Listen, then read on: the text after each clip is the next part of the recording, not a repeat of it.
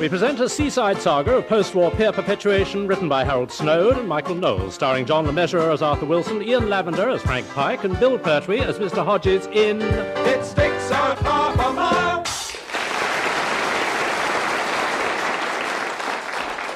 The time, 1948. The place, the pier Frambourne-on-Sea, somewhere on the south coast. Hello, is that Woodthorpe Builders? Oh, good. Could I speak to Mr. Woodthorpe, please? Pardon? Oh, yes. He came to see me and my partner the other day about giving us an estimate for filling in the gap in our pier. No, pier, not weir. Thank you. Yes, my name's Pike. No, Pike, not Dyke. Pike, like the beef eaters have. You're what? Vegetarian? What's that got to do with it? Yes, I'll hang on. Stupid woman. Morning, Frank. Oh, morning, Bert. Won't be a minute. Not wasting our money again on personal calls, are you? No, of course not. I'm ringing Woodthorpe's to get their estimate. Oh, Mr. Woodthorpe? Yes, you asked us to ring this morning about the estimate. Yes, that's the one. £700? Ask him if that's the most it could be. Oh, right, yeah. Is that the most it could be? It's the minimum. Well, I'm afraid we'll have to think about that. Yes, we'll be in touch. Oh, by the way, Mr. Woodthorpe, as one businessman to another, that girl on your switchboard's really useless. If you take my advice, you'll get rid of her as quickly as possible. Pardon? Oh, I'm sorry, I didn't realise she was your wife. £700, eh? Yeah, and that's the third estimate we've had round that sort of figure. We'll just have to get the money from somewhere, but I'm blowed if I know where or how. Well, I have one idea. Yeah? Which might work. Now, listen to this. Oh, come in. Excuse me, Mr. Wilson. Oh, it's you, Miss Perkins. I'm not interrupting your train of thought, am I? Oh, no. To be perfectly honest, I was miles away. My train of thought was in a siding, as it were. Yes, all right, Miss Perkins, Oh, that's all right. very funny, Mr. Wilson. That's worthy of Oscar Wilde. Well, thank you. Be that as it may. What was it you wanted, Miss Perkins? What I'm always after at this time of the day. I beg your pardon? The letters I did for you. That is, if you've signed them. Oh, yes, of course, yes. Yes, well, here you are. Oh, thank you. Oh, and by the way, would this be a convenient moment to talk about tomorrow? Oh, yes, of course. We must talk about tomorrow. What about tomorrow? Well, you know, Mr. Pike and Mr. Hodges asked that you and I should meet them on the pier at 2:00. Oh, yes, I'd forgotten all about that. Oh, well, that's quite understandable. After all, you've got all sorts of other things to worry about, haven't you? Yes, that's very true. What sort of other things? Well, you know, running the bank, looking after the customers and the well-being of the staff. The way you run this branch is an example to us all. Well, I'm not sure if the area inspector would necessarily agree with you. Why ever not? Well, he seems less enthusiastic about my having lent Frank and that awful greengrocer fellow the money to purchase the pier. Oh, don't worry. He'll feel differently when it reopens and he sees how well it's going. Yes, but you see, the trouble is, in order to get the pier back on its feet, they're going to need more money, and I'm not sure I ought to stick my neck out and lend it to them. Oh, dear. How difficult. You see, Hodges rang me only yesterday and wanted to borrow another £700 to cover the cost of replacing the missing section. Oh, poor Mr. Wilson, you really shouldn't have all these problems. It's just not fair. Before you know where you are, you'll have little worry lines all over your forehead. Yes, well, I've got them already. Anyway, but I don't think it'll come to that. Oh, I do hope not. You've got such a lovely forehead. Oh. Of course, it would be such a shame if they weren't able to continue with their plans. Yes. Anyway, you must do what you think is best. There are times in life when you just have to say no. Yes, indeed. And other times, of course, when one must throw caution to the winds and be guided by one's baser instincts. Don't you mean basic instincts? I suppose I do. Yes, well, anyway, about tomorrow. What were you going to say? Well, I've been thinking, as they've asked us both to go down to the pier, why don't we go together? Together? Yes.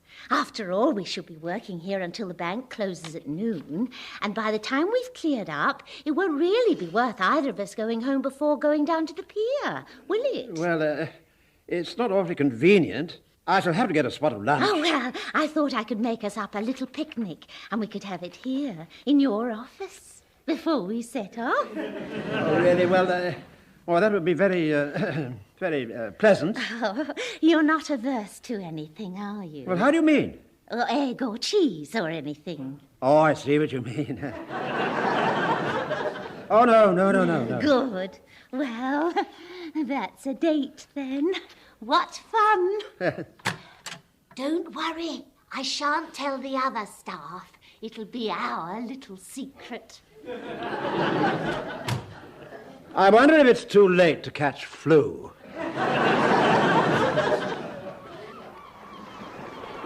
Ah, there you are, Arthur. I was beginning to think you'd forgotten. Oh, I'm sorry we're late. We got delayed. Mr. Wilson had a bit of trouble with one of his teeth. Oh, yeah? In what way? It fell out. Please, Miss Perkins, I'm sure Mr. Hodges... Look, why don't you call me Bert? What? Oh, very well, then. I'm sure Bert isn't remotely interested in how I came to lose a tooth. Oh, but I am very interested. Well, Mr. Wilson and I were having a little picnic together at the bank. Really? How cosy. Yes, it was. Very pleasant. Wasn't it, Mr. Wilson? Oh, yes, lovely. Anyway, he suddenly broke his tooth. Unfortunately, whilst he was eating one of my sausage rolls. I'm sure that was merely a coincidence. Oh, possibly. But to be on the safe side when we get going, we better not put her in charge of catering, eh? Oh, Mr. Hodges, you are a one. Isn't he, Mr. Wilson? Oh, yes, he is indeed. Very definitely. Hello, Uncle Arthur. Afternoon, Miss Perkins. Frank? Good afternoon, Mr. Pike. May I ask why the two of you wanted Miss Perkins and I down here this afternoon? Oh, yes. Well, you see, the thing is, there's still one place here that we haven't been able to have a look at, and that's the theatre. Because of the 40-foot gap between this part of the pier and the theatre bit. Exactly. Somehow I thought I must get over to the other side. And then suddenly I got the answer. You're not going to try walking on the water. Mr. Wilson. That's all right, Miss Perkins. Thank you. No, we've been in touch with the local scouts, and they've rigged up a bosun's chair between the two halves. Oh, what a good idea, isn't it, Mr. Wilson? Yes, it is. Most ingenious. And this afternoon, Frank and me are going over to the theatre in that bosun's chair. Oh, I see. And you've invited me down to watch? No, we want you to go over with us. Oh, I see. What? Why? Well, for a start, if you haven't seen for yourself what needs doing over there, you're not likely to be very helpful when we ask you to lend us more of the bank's money. Yes, but I told you I couldn't grant you a further loan when you phoned me on Wednesday. Yeah, I know. I'm only joking. The thing is, we'd like your opinion. And yours, Miss Perkins. Oh, can I go over as well? That was the idea, yes. We thought you could take notes for us in shorthand. Oh, yes, of course. Anyway, why don't we all walk up to where the gap is and have a look? Oh, yes, do let's. Come on, Mr. Wilson. All right. Look, Frank. What is it, Uncle Arthur? Well, I'm not sure I really fancy this bosun's chair thing. I don't see myself as a sort of daredevil Errol Flynn type. Don't be silly. Miss Perkins is going over. You wouldn't want to be beaten by a woman, would you? I just might be prepared to make an exception in that case. Oh, look, there are the scouts. And the bosun's chair all ready for us. It doesn't look awfully safe. Rubbish, safe as houses. Now, Frank, which one of these lads is in charge? This one here. Oh, right. Now, son, my name is Mr. Rogers, and I'm the co-owner of Frambourne Pier. And at one time, I used to be a big noise in the Warmington ARP. My name is Derek, sir, and I'm leader of the Grey Fox Patrol, 1st Frambourne Scouts. And I used to be a 6 in the 3rd Hastings Cubs. Very good. Now, Derek, my friend here, Mr. Wilson, has volunteered to go I first. did no such thing. You go first, or I'll tell Mum. Oh, very good. All right. Anything for a quiet life. How does he use his contraption, Derek? If he just sits in the chair, sir, and hangs on, we'll do the rest. See, Uncle Arthur, there's nothing to it. Now, come on, in you get. Come on, quick shot. All right, Shots. Frank. All right. Don't push. Heaven's sake. You ready, Arthur? Yes. As ready as I ever shall be. Don't worry, Mr. Wilson. I'll be right behind you. That's very comforting. Okay, Derek, take him away. Yes, sir. Hang on tight, Mr. Wilson. I fully intend to. Grey Fox Patrol. 1, 2, 3, heave! Oh, good Lord. Hold on, Mr. Wilson. Oh, look, he's almost there. Hold it, lads. You all right, Uncle Arthur? Just about. Right, bring the chair back this side, lads. Yes, sir. Come on, Miss Perkins, your turn. Oh, isn't this fun? I'll be with you in a moment, Mr. Wilson. There's no rush. Now, hang on, Miss Perkins. Off you go, Derek. Grey Fox Patrol. 1, 2, 3, heave! Ooh, I'm coming, Mr. Wilson. I'm coming. Oh, I am enjoying this. Well done, Derek. You all right, Miss Perkins? Yes, I'm fine, thanks. Isn't this fun, Mr. Wilson? Oh, yes. A load of laughs. Oh, isn't it odd with the sea all round us? It's like being marooned together on a desert island, isn't it? Yes, I suppose it is. Yes. OK, Pikey, take it away. No such luck. Here comes the first of our chaperones. Oh, good. I mean, good. I'm looking forward to seeing her at the theatre. It should be interesting.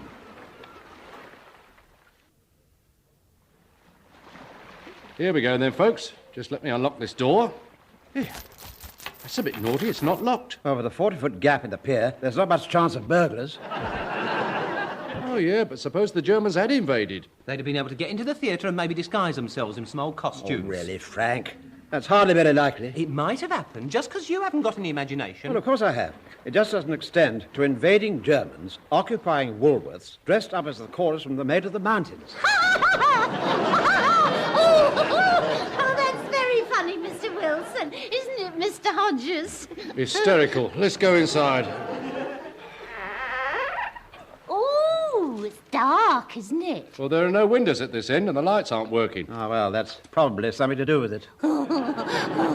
We could get lost in here, Mr. Wilson. No, it's all right. I brought a torch. Oh, how thoughtful. There we are. Ah, that's much better. It's truth, look at that. How's he storing old scenery in the foyer? Well, whereabouts? Right in front of you. That shed thing. It's obviously part of some old shantytown setting. That's the box office. Are you sure, Uncle Arthur? I'm positive, you see. If you look behind, there's some tickets. Oh, he's right, Mr. Pike. There's a book here of 1 and 6 Blimey.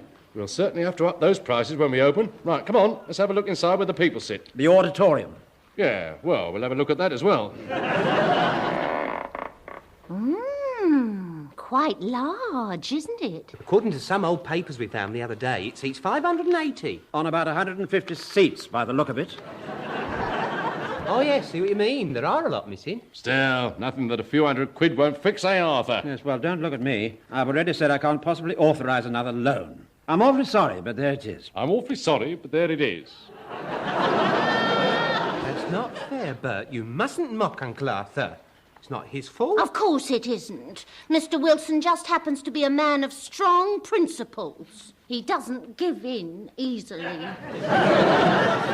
Well, you should know. Come on now, let's walk down the aisle. Oh, yes, please. Do let's. I'll lead. I've got the torch. Right, OK. Off you go. What's so funny, Miss Perkins? Well, Mr. Pike walking down the aisle with that torch looks just like an usherette. Well, he might as well get some practice. He may have to do it if they can't afford any staff. Oh, very funny. It's quite smart, isn't it? Oh, I don't know. It's just an ordinary torch from Timothy White's. No, I'm talking about this red carpet in the stall. Oh, I see. Hey, that's funny. Look. It stops short 4 feet in front of the stage. Oh, yes. There's just bare boards and a little sort of fence thing between the two. I wonder why. Perhaps they used to keep rabbits. I think you'll find that's the orchestra pit. Oh, yes, of course. Silly old me. Oh, I can see it now. A bunch of singers and dancers performing away up there to the strains of the orchestra down here. You can just imagine it, can't you, Arthur? Not awfully easily, no. I wonder how many musicians you could get in this orchestra pit. Well, I'd put all thoughts of the Royal Philharmonic out of your mind. I think about 6. Yeah, providing they were good friends. Mrs. Briggs told me that she came here just before the war and saw Myra Hess. Blimey, I hope she wasn't a relation of that Nazi bloke, Rudolph. No. Myra Hess is a concert pianist. Oh, like Charlie Coons. By the look of that hole in the stage, I think the weight of her grand piano must have proved too much for it. Yeah, we'll have to get that fixed. No, it might come in handy just as it is for the Enchanted Grotto in Mother Goose. Oh, is that the scene where Mother Goose gets her last wish granted and goes into the pool to be made beautiful? That's right. And then when she is beautiful, nobody loves her anymore. Yes, that's what put me off the idea of going to health and beauty classes. Don't be silly, Miss Perkins. You've got nothing to worry about, has she, Arthur? Not as far as I'm concerned. There you are, Miss Perkins. Mr. Wilson finds you fatally attractive. Oh, Mr. Wilson. Yes, well, I didn't exactly... I'll tell Mum.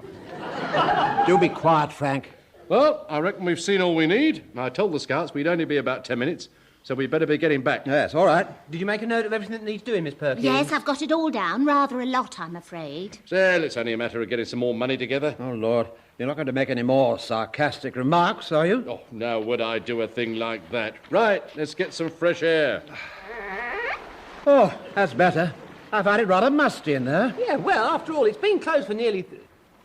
Hey, that's funny. What is? The scouts have disappeared. Oh, Lord, yes, you're right. Perhaps they've just gone for a cup of tea. I shouldn't think so. Anyway, there's nowhere round here to have a cup of tea. Perhaps they're just sheltering somewhere, away from the sea breezes. Yes, that's it. I expect their little knees get cold in those shorts. Well, we can't just stand here waiting. Why don't we try shouting? Good idea. Right, all together. What exactly are we going to shout? Well, what's it matter? Well, I just thought perhaps we all ought to shout the same thing. I mean, it might be sort of neater. Oh, blimey. We're trying to attract attention, not form a choir. Just shout. Right, after 3. 1, 2, 3. Hey! Anyone there? Hang on a second. Just a minute. What are you shouting, Miss Perkins? Cooey! Well, that's not exactly going to raise the dead, is it? Can you manage something with a bit more oomph? I'll try. And while you're at it, make it a bit louder. Imagine you're being attacked. Imagine Arthur's gone mad with lust and thrown you to the ground. Oh, I wouldn't shout at all then. I'm definitely going to tell Mum. Oh, do be quiet, Frank. Look, stop nattering, you two. Come on, here we go. Right. 1, 2, 3. Hello there! Hey! Hello there! I don't think there's anyone there. That's probably why they can't hear us. What are we going to do? Hang on. I think I may have the answer. My brain's just working it out. We can't wait that long. Yes, it might work. What might work? Well, if I stand on this chair thing... Yeah? Right, instead of sitting in it, I should be able to reach up and grab the pulley. Oh, and then you could slowly work the pulley along the rope to the other side, taking you and the chair with it. Do you mind, Frank? It's my idea. Sorry, Bert. Right, here we go. Are you sure you know what you're doing? We'll soon find out. Oh, look! He's moving! He's moving! Yes, I can see that, thank you. Oh, it's going to work! I know it is! Yes, all right, Miss Perkins, all right, just calm down. But he's halfway across! He's almost there! Yes, I know, it's awfully good, but there's no need to get carried away. Oh, go on, Mr. Hodges! You can do it! Can I slap a face, please, Uncle Arthur? Oh, No, can I? of course not, no. Well, not yet, anyway. Hooray! He's made it! Phew! Aren't you relieved? Yes, awfully relieved. I couldn't have stood much more of you going on like that. Oh, look, the chair's coming back. If one of you gets in, I'll pull you across. Oh, look. There are dirty marks all over the seat where Bert stood on it. I'd better go first, otherwise you'll get your clothes all dirty. That's very thoughtful of you. OK, Bert, take it away. Righto, hang on. We shan't be stuck out here much longer now, Miss Perkins. That's just what I was thinking. All right, Frank's all right. Our turn now. That's funny. Why isn't the chair coming back? Arthur, Yes, what is it? there's something gone wrong here. But what do you mean? The rope's got stuck down the side of the pulley. We can't shift it. Well, go and get some help. Where from? I don't know. Stop someone in the street. A little old lady isn't going to be much help. Not unless she used to be a bosun. Well, you've got to do something. Miss Perkins and I can't stay out here. It's getting dark. Oh, now you come to mention it, Mr. Wilson. It is getting dark. Yes, but it's no laughing matter, Miss Perkins. The two of us could be marooned here all night. So we could. Look, Frank and Bert, you've got to do something. You must. We're trying, but it's definitely jammed. If we only had the money to replace this section, we wouldn't have to use a bosun's chair at all. Now, we've been through all that, and the answer's no. Now, come on, do something. It would only take another 1,000 to do most of the more urgent things. Come on, Uncle Arthur, be a pal. I'm sorry, Frank, but it's quite impossible. Oh, what a pity. This pulley's getting more jammed every minute. Do you know, Mr. Wilson, I think they're trying to bribe you. Thank you, Miss Perkins. I had rather guessed that myself. Don't you give in to them, Mr. Wilson. Oh, don't worry. I'm not going to. I say, Uncle Arthur. Have you thought of something? Yeah. Well, what is it? Getting cold, isn't it? Really? Those damn Boy Scouts. Only another 1,000, Arthur. Mr. Wilson's not going to give in. Are you, Mr. Wilson? No, I'm not. You stand by your principles. I fully intend to. If we get cold, we can go back into the theatre. Yes, that's true. I hadn't thought of that. If we get cold, we can always shelter in the theatre. Suit yourself. Anyway, if we do have to spend the night together in the theatre, does it really matter? No. Of course it doesn't. It'll be dark, of course, because Mr. Pike's got the torch. Oh, yes. So he has. It could be worse, though, couldn't it? Could it? After all, if it gets really cold, you could be my St. Bernard. I beg your pardon? I mean, we could snuggle up tight together and keep warm that way. Yes, of course, yes, that's true. Oh, the temperature's really dropping, isn't it? Yes, it is, isn't it? Frank? Did you call? Yes. Perhaps I was a bit hasty. How much did you want to borrow? Only another 2,000. Don't give in to them, Mr. Wilson. Don't give in, please. I have your reputation to consider. I don't mind. Really, I don't. Well, it wouldn't be fair to put you in that position. Which position? What's going on? All right. You win. You can have your money. Oh, thanks, Uncle Arthur. I thought you might change your mind. Now can you go and get some help? Yeah, okay. Don't go away. Hang on a minute. Hang on. Frank's managed to free the pulley. Somehow I had a feeling he might.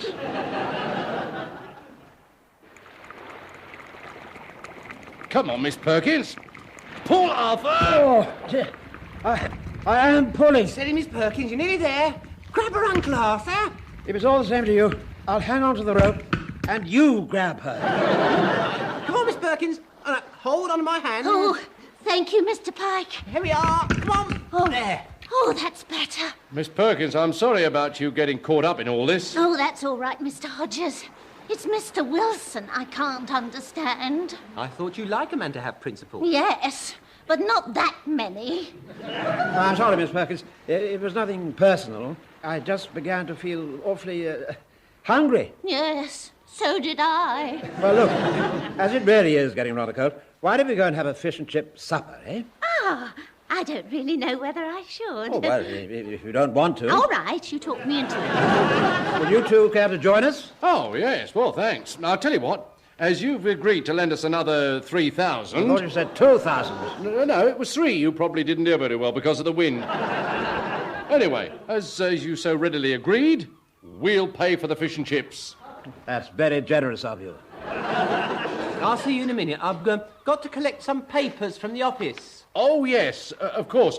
Don't be long. Right, come on, Arthur, and you, Miss Perkins. Coming, Mr. Hodges. I'll catch you all up.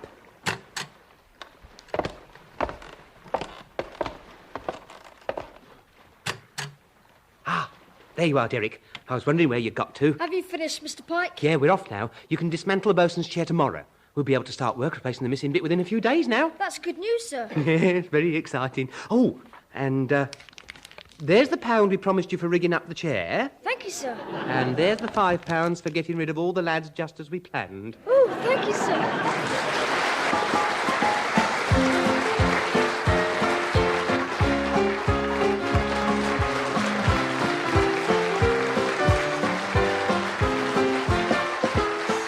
You've been listening to It Sticks Out Half a Mile, starring John Le Mesurier as Arthur Wilson, Ian Lavender as Frank Pike, and Bill Pertwee as Mr. Hodges, whose characters were originally created by Jimmy Perry and David Croft. Also in the cast were Vivian Martin as Miss Perkins and Paul Russell as Derek. It Sticks Out Half a Mile was written by Harold Snowd and Michael Knowles and produced by Martin Fisher.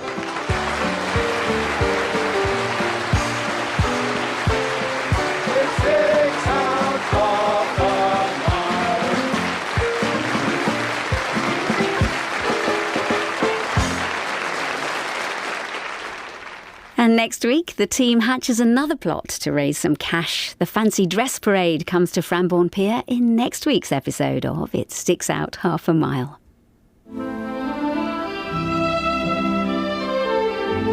Desert Island Discs Revisited on BBC Radio 4 Extra.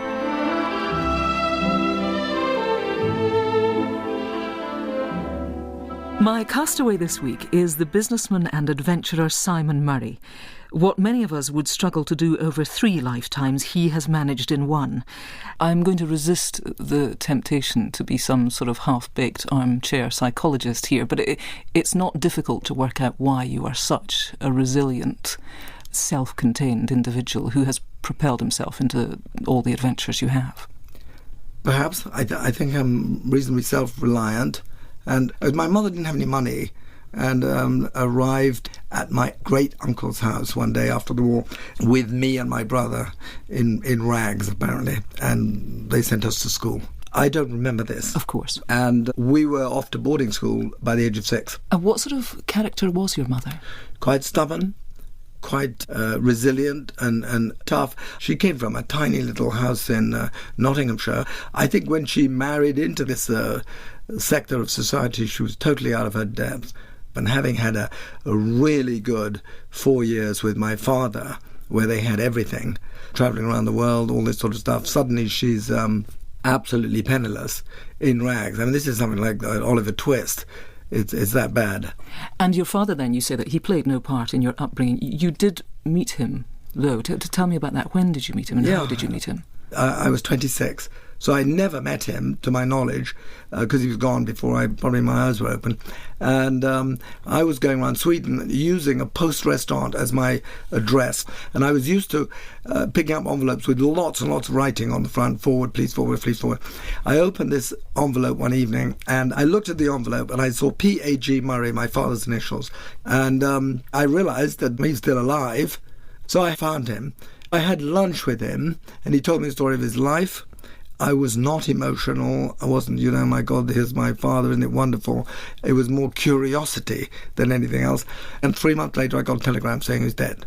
So it was as brief as that. And what went through your mind when you learned he was dead? What a fantastic question. I think maybe a sort of lump of sadness that there was nothing there.